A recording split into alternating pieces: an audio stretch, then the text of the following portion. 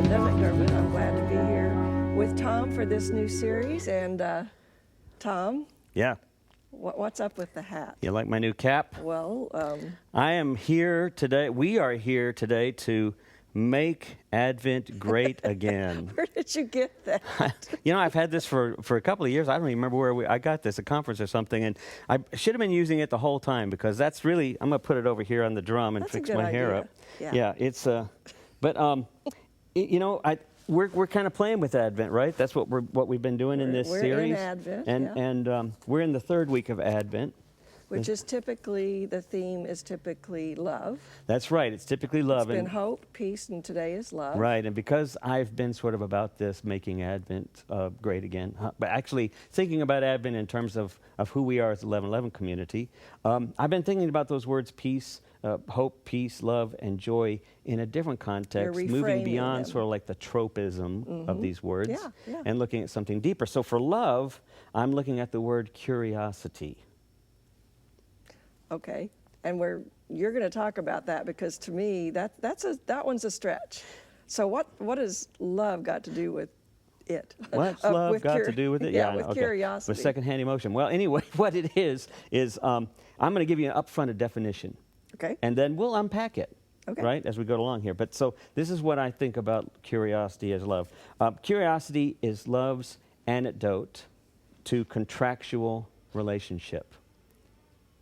That's kind of a confusing. I mean, that's kind of an ambiguous statement. But let's hold on to that. Okay. Curiosity is love's antidote to contractual relationships with life. Okay. So it's a spark that breaks open fear, and it's a bridge to better understanding. And that's what we're going to be talking about. Also, there's also, if you think about curiosity, there's always the prize. The prize. The surprise. You remember Cracker Jacks? Oh yeah. Yeah, but you had to eat the whole box. You had to eat get the to whole the box, prize, which wasn't bad. Well, you know what? All you had to do was turn the box upside down. Well, I guess I find wasn't the prize. that smart. That's right. Yeah. So that's what we're going to turn Advent upside down and make it great again. Anyway, well, let's get to the scripture. All right, I'm going to read the scripture, and it's because we're kind of looking at it a little bit askance, a little bit different perspective. I'm using a text that's not typically used with Advent. Of course you are. I'm using probably one of the best-known texts of the Bible for anyone outside of church.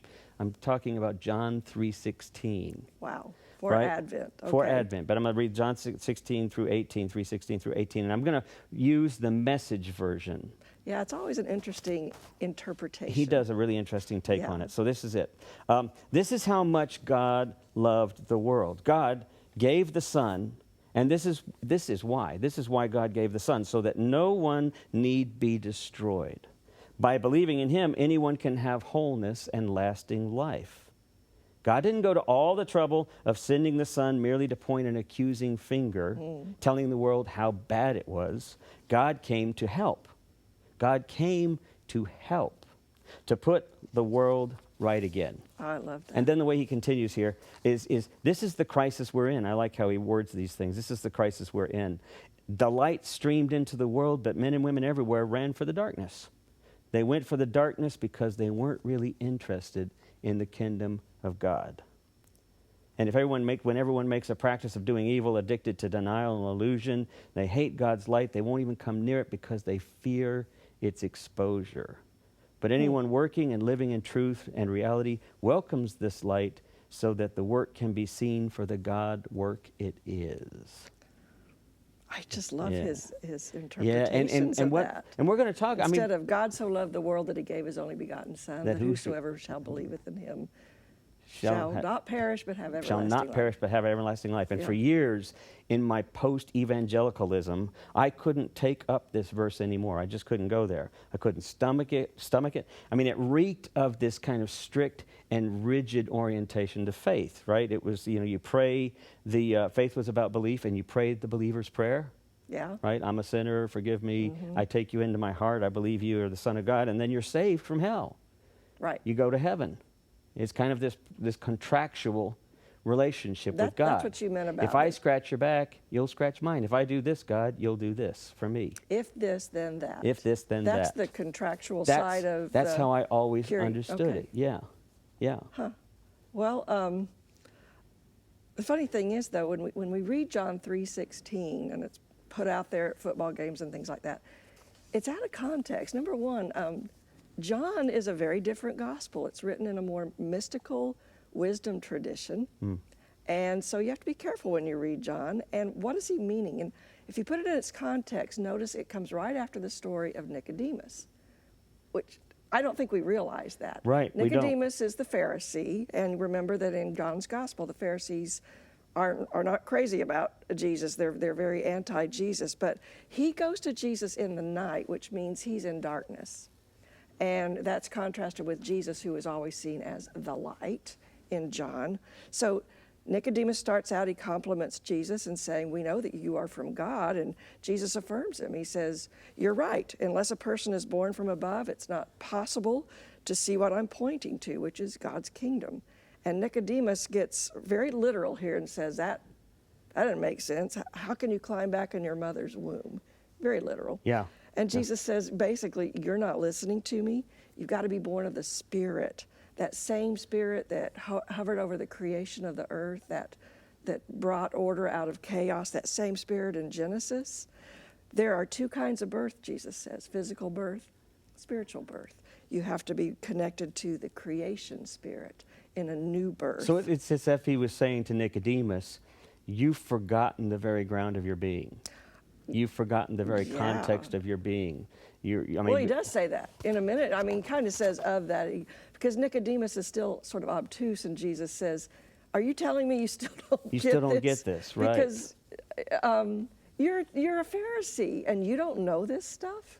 So we've taken this rational, kind of the church over the centuries has taken this relational and invitational kind of understanding and what's restorational about it, and we've turned it into a contractual. Or creed. It's like a creed. You must, here's the key verse. Yeah. It's the creed that you've got a doctrine. It's static. And it's not. It becomes static and lifeless. Exactly. Which is part of the concern that often hits me this time of year too, is with the sort of static tropisms, if you will. Maybe that's too harsh a word. Kind of to trivialize it, we sort of just take these words on face value: peace, joy, hope, love, and they become Hallmark cards, right? I mean, they just sort of have this static understanding, and even when we contextualize it into the hope that something good is coming, we forget that the relationship is what this whole point is about God. This relational connection. Well, even in the beginning of John, where he says, you know, God became flesh and dwells among us. That's relational. Yes. That's not contractual. Right. Yeah. It's very interesting. It's it goes back, I mean, to me, and I need to research this a little bit, but it's been a while, but remember Abraham's original covenant? It's, we read it like, I will be your God if you will be my people. But I'm pretty sure if we go back and reread it, there's no if in there. It's just, I will be your God, you will be my people. And of course you must be faithful to the covenant, but there's no if there. And the Hebrew people kept reading it as an if. Like, well, if you don't do it, God's leaving. Yeah. But the thing is, God is always there. And it's kind of like that, like John 3:17. We don't read that. We just 16. Right, the one that follows it. We stop at 16. We do. But the whole point of 16 is verse 17. Yeah, let me, it says, well, you read it, but God did not go to all the trouble of sending the Son merely to point an accusing finger, telling the world how bad it is. And that's it. It's not condemnation. That's not part of what God's becoming incarnate in Jesus was to come down here and say, I'm going to tell you what's really wrong.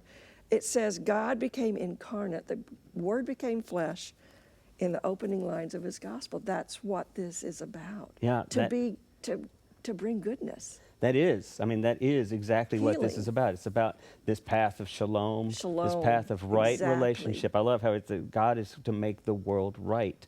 This relationship is how we make the world right. And that's the crux. We turn it into a creed and we miss the point that it's about this intentional engagement with life. The great commandment, love the Lord your God, love your neighbor as yourself, is an engaged relational way of being in life. Yeah. And so we miss that.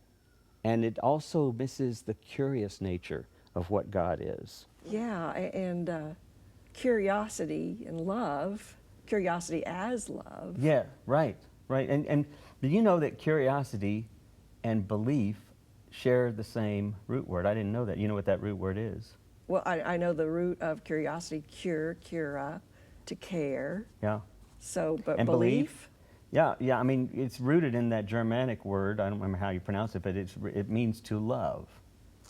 And so it's the same thing. Belief and curiosity actually share the same root, which is an interesting. We think of curiosity as contradicting belief, as a challenge to belief. We don't want to be curious.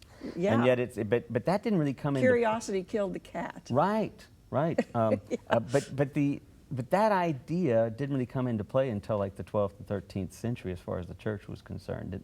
That idea of certainty Belief and being an intellectual assent to something. Right. I believe that. Yeah, a creedal kind of affirmation. Right. No, I didn't know that. Yeah, and so it kind of misses some of the earliest practices of the church, which were all about community and connection. And so it's as if Jesus was saying, at least in John's mind, you mentioned John's gospel being a bit different focus, and it was written the last.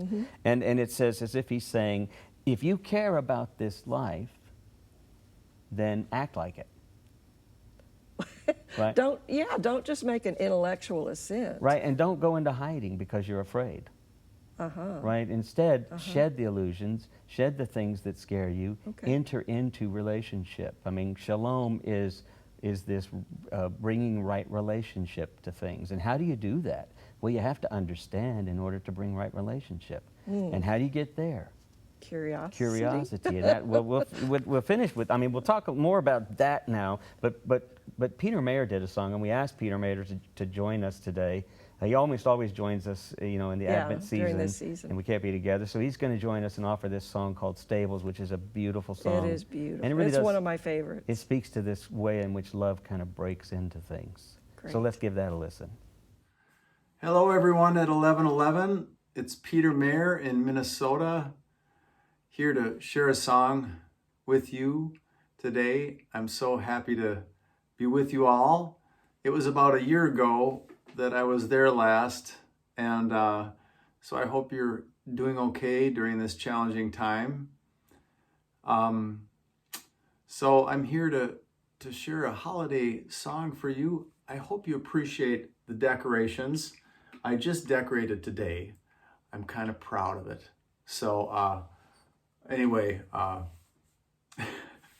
so no extra charge for that. So anyway, this is a song inspired by the story of Jesus being born in a stable. And so this is simply called Stables.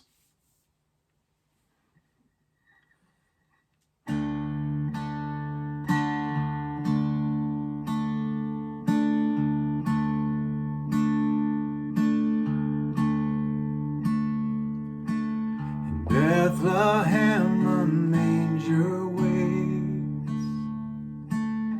long ago and so today, where hatred weary people pray,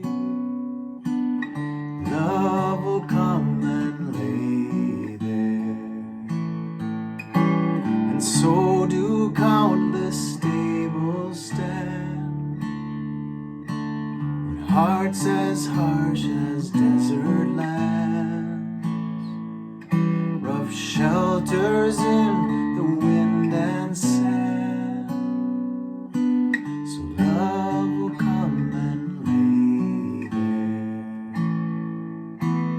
there. Love that opens fists of hate, heaps up gold on beggars' plates, that shows a kindly face to enemies and strangers, and the walls of stables tremble so when the winds of fear and judgment blow, for a stable stable hopes in love alone, and knows that love's the answer. Oh, love, the prophet's only word, the only lesson left to learn, the only end of heaven's word, and the only road that goes there. Love that sees with mercy's eyes, holds its arms out open wide, threads its load with separate lives, and weaves us all together.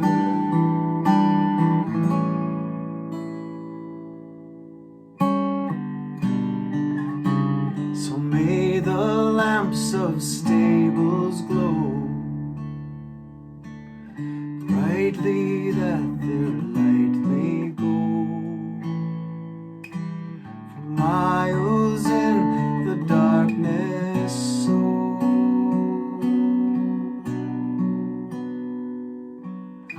Love will find its way.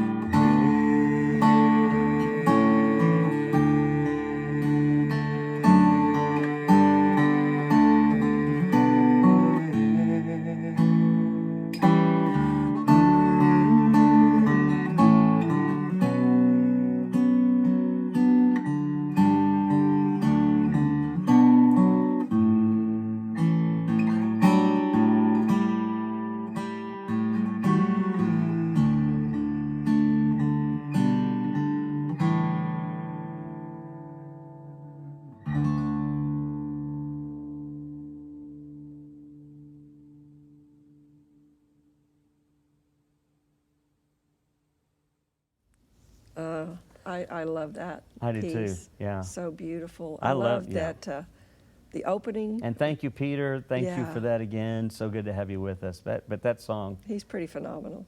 oh yeah, yeah. And I love that opening. Let's think about some I've of got the the verses. lyrics Yeah. here. The opening lyrics, in Bethlehem a manger waits long ago, and so today, where hatred-weary people prayed, love will come and lay there.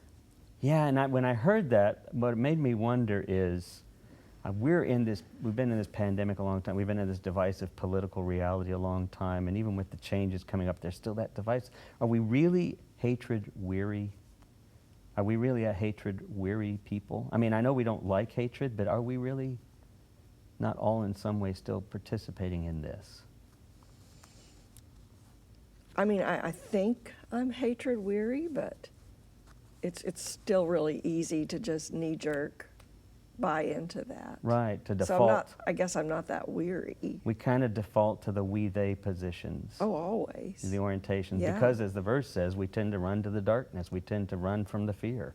What creates anxiety, we tend to sort of orient then to the sort of safe zone, which is with our tribes, the people that think like us. Yeah, yeah. And so how does love really get in that case? Curiosity. Well, this line here, and the walls of stables tremble so when the winds of fear and judgment blow. For a stable hopes in love alone and knows that love is the answer. So, we say that love is the answer. It's kind of like you were just saying, we got to act like it. Right. Like we actually do believe that love is the answer. That's the hard part. And how do we get there? And that's where I think courage and that peace is really about courage, right? Which is like I said last week, yeah. And why curiosity is this antidote to the fear that we keep running from. But that's an intentional engagement. We have to be intentionally engaged with others, with life, with the moments, even with ourselves, to ask, are we falling back on a default here? Right. You know? Right. And that's the challenge, that it's so hard to do that. So, You know, curiosity is the antidote to fear. And that's, yeah. I'm thinking of this story that you used to tell, and not for the same reasons we used to tell it. You know, Okay. a lot of people have heard it, but I want you to tell it again. Okay. The story about, I think it's George Papaderos? No, Alexander Alexander. Yeah, the professor in Greece. Could you tell that real quick? Just Well, Papaderos remind me of that story. lived in Greece, and he grew up in Greece during World War II, so he saw all the violence and the fighting there, and he was giving a lecture at an Institute of Peace that he built in Greece. And the architecture is really important because he intentionally built this institute between two hills. And on this side of the hill are the graves of the Greek peasants who died in some of those bloody battles.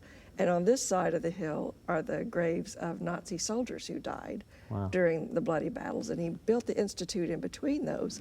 And the main lecture hall is surrounded by all glass, so that when you're listening to the lecture, you're looking at this the whole time. And the story comes from Robert Fulghum, who wrote the book when I was in I learned everything I needed to know. I learned in kindergarten. Yeah. And he tells the story that he was there listening to Papaderos in this big lecture hall. And after he had finished, he said, "Are there any questions?" And people started to get ready to leave. And Fulghum said, I have a question. What is the meaning of life? And people started to laugh, and they continued to get ready to leave. And Papaderos says, "No, I'll tell you the meaning of life." And he said, "When I was a child in Greece, I saw all the bloody violence around here, and I had, very little to do. I didn't have any toys to play with, and so I was walking down the street one day, and I discovered a Nazi motorcycle that had been wrecked." And he said there were pieces of the side mirror on the ground, and I took one of the pieces of those mirrors and I began to play with it like a toy. And so I noticed that you could catch, I was curious, I like that. Yeah, he was. I noticed I could catch the light from the sun and reflect it into cracks and crevices and caves and dark places. And I made a game out of it. And he polished it off till it became very smooth. And then Papaderos reached into his pocket and he pulled out his wallet and he pulled out the mirror. He said, I still carry that mirror with me because as I got older, I realized that that toy actually was the meaning of my life. And then what he did was he took, the rays were coming in from the windows, and he took that mirror and he caught the rays and he began to reflect them on the hands and the faces of everybody in the audience. And he said, I realized that I am a fragment of a mirror whose whole design and shape I do not know, but with what I have and who I am, I can shine light into the dark places of this world. Yeah. I am not the light, he said. I'm not the source of the light, but I can shine light into the dark places of the world and the human heart. Yeah. That is the meaning of my life. It's a beautiful Advent story, really, when you think about it. Oh, the light. We call the light in the darkness. Yeah, we're not the source of the light, but we are to shine but that here's light, what that says God light. This is what I'm thinking talked about. that I hadn't really thought about before with this story. Okay, yeah, I was wondering. Because we talk about being the light in the world, right? We talk about that. I think we used that phrase last. We're the light of the world, the salt of the world. Of course, yeah. But we can't really be that light without understanding those whom we are shining on. Oh, what do you mean? I mean, we can't really be a reflection of that light without understanding who the other's understanding the other. And to do that, sometimes I think we have to begin to ask ourselves these questions. Be curious. We have to be curious about how we are relating to the world around us. About ourselves, about them. It reminds me, do you remember we had a counseling professor, and one of the quotes he used to say was, to listen is to love. It's really important. Yeah. And that's a part of being curious. Let's listen. Really listen. Yeah. Okay. Right, yeah. Yeah. That unconditional listening. Or what we've talked about before, listening for understanding. Yes. Yeah. Yeah. So I think there's, so we'll do a couple of takeaways. Well, it's curiosity as intentional engagement that you talked about. Well, that's a good takeaway right there. That's one takeaway. All We'll use that as number one. Let's get to the Curiosity is intentional engagement. But let's break that down a little bit more. Okay. So that we can really relate to it. And what I want to suggest is that it's also a best way of thinking of this is it's unconditional friendliness. Think about those people with whom you really don't want to be friendly. Think about those folks with whom you really jump on the bandwagon against, you know, when the memes come out, when the texts come out, when everybody's sharing. I mean, even though it's in good fun, we're participating in this darkness when we do that. We're participating in this. Kind of reinforcing it, We're falling on those defaults. It feels good to be with my tribe. How do you reflect light that's connective in the world if we're falling back on our defaults? We have to be curious enough to even question our own orientation to the world around us. Those echo chambers. Yeah. I mean, how many times do we stop and think, you know, we're just reinforcing each other's. And to ask ourselves, wait a minute, what's really going on here for me? Yes. In relation to this, what am I afraid of? Well, true. And how do I love when I'm building up these barriers? So all of this Advent season is about that. I mean, how do I love when, like you said, how do I love when I'm building up these barriers? It takes courage. We talked about that last week. Right. It takes confidence. We talked about that the week before. First week, yeah. Which is trusting that we all have this ground of being. We all share in this ground of being. So we see everyone as sacred. Right, and the curiosity is really about sitting in relationship to others. It's really about being present enough to them to look for how they're organizing their lives, or if they're organizing their lives around this awareness too. And where are they not? So I want to suggest that one of the ways that we can cultivate that is by getting better at detecting novelty and complexity in people, in everything. Okay. You know, in other words, adopt the mindset that everyone is a part of this being of God. Okay. Everyone born with the Imago Dei. Yeah, and that's tough with certain people. Right. A lot of people. It's right, and we don't want to go there. But that's what Jesus was saying essentially in this. That's what we're here to do. Act like it. Act like it. Yeah. We're here to participate in this and helping others seeing this too. Which is why belief it's not love is more than I can intellectually affirm that. I have to act like it. I like that part. And it's like be the change you want to see. Exactly. Right? Exactly. We have to be the change. So if it doesn't work, it's not on them, it's on us. You know, you've heard people say, well, I'll be good, but you know, they're going to have to do something too. It's a two-way street. But it really isn't. It really isn't. It really isn't. That's why Jesus is telling Nicodemus, this is what you need to do. Yes. And it's not, back to that original covenant, it's not an if, it's just, that's the way it is. So I won't love if I'm required to love. Yes, yeah. And why? Because that's the bigger picture. Okay. That's how we bring about shalom and right relationships. So the second one, so the first one is get better at detecting novelty and complexity. Okay. You know, everyone's got an interesting story. We have to ask. So the second thing is how can we get to some of that interesting stuff? We can skip some rungs on the intimacy ladder. Now that sort of sounds a little weird at first, but what I mean by that is think about your average conversations with just someone you meet. They tend to be incredibly superficial. True. And on curiosity, we're great at sort sports. We have miles and miles and miles of shallow information. Sure. You know, Facebook, media, we love that kind of shallowness. So what about digging deeper? What about asking a more interesting question? I think sometimes we're just afraid that we're going to come across as nosy. It makes us kind of vulnerable feeling, you know, that...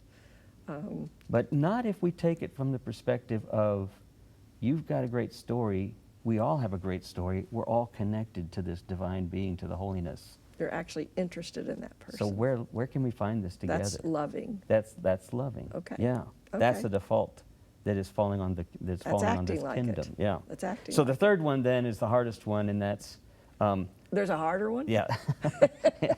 Improving our tolerance for uncertainty.